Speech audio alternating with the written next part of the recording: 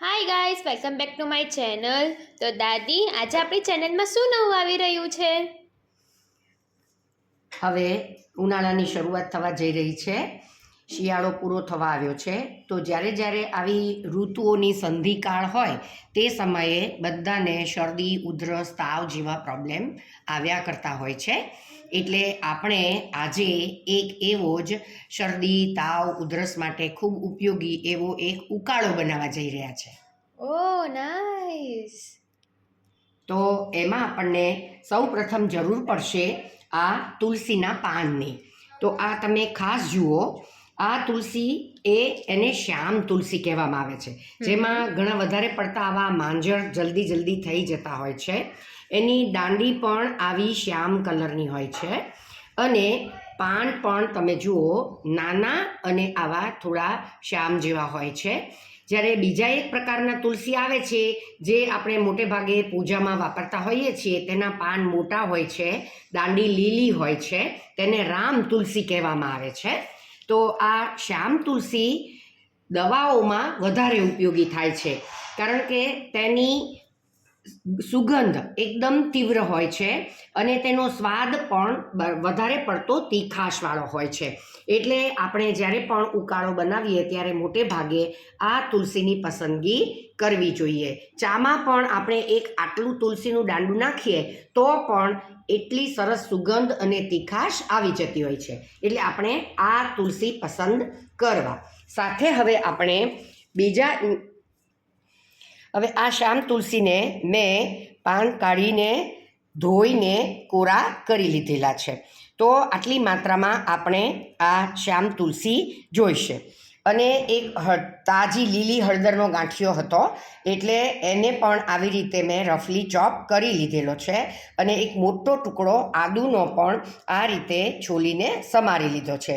સાથે આપણને જોઈશે એક લીંબુનો રસ અને 1 ચમચી કાળા મરીનો પાવડર જોઈશે આપણને. આ બધું જ આપણે આ 1.5 ગ્લાસ પાણીમાં આ માપ પ્રમાણે આપણને બધું જ જોઈશે. અને સાથે જોઈશે સ્વાદ પ્રમાણે અડધી ચમચી જેટલું મીઠું અને 1 ચમચી જેટલો ગોળ. તો હવે આપણે ઉકાળો બનાવવાનું શરૂ કરીએ.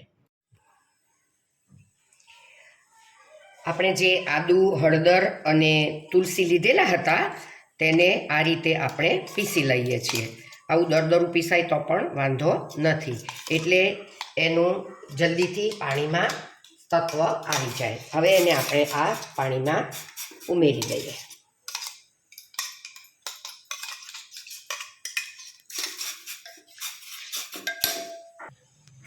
આપણે ગેસ ચાલુ કરી દીધેલો છે.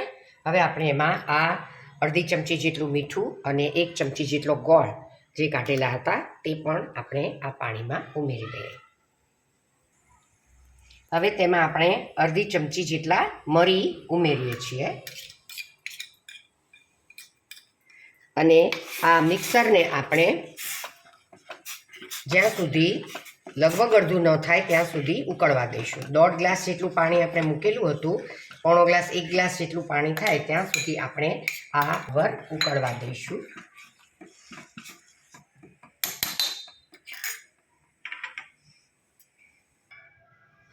જો આ ઉકળીને હવે ઉકાળો ઘણો બધો ઓછો થઈ ગયો છે, એટલે હવે આપણે ગેસ બંધ કરી દઈશું. અને હવે એમાં આપણે આ 1 લીંબુનો રસ કાઢેલો છે તે એમાં ઉમેરી દઈશું. આ ઉકાળાનો સ્વાદ એટલો બધો સરસ હોય છે, ખાટો, મીઠો, તીખો, એટલે બાળકોને પણ ભાવે છે અને ખૂબ અસરકારક છે. એમાં જે કંઈ તત્વો છે, હળદર, આદુ, તુલસી, મરી વગેરે, એ બધા કફનાશક છે અને તેનાથી શરદી અને ઉધરસમાં ઘણો બધો લાભ થાય છે. તો આપ પણ આ બનાવીને ચોક્કસ લાભ લેશો. અને જો તમને આ મારો વિડીયો ગમ્યો હોય તો એને ચોક્કસથી એક લાઈક કરજો. તમે પણ ઘરે બનાવીને લાભ લેજો અને મારી ચેનલને સબસ્ક્રાઈબ જરૂર કરજો. આભાર. જો હવે આપણે આ ઉકાળાને ગાળી લીધેલો છે. લગભગ આટલી માત્રામાં આ ઉકાળો તમે સવારે બપોરે સાંજે ગમે ત્યારે તેનો ઉપયોગ કરી શકો છો. અને ઉધરસ વધારે પ્રમાણમાં રાત્રે આવતી હોય તો રાત્રે સૂતા પહેલાં પણ આ ઉકાળો બનાવીને પીએ તો ઉધરસમાં પણ ઘણો લાભ રહેતો હોય છે.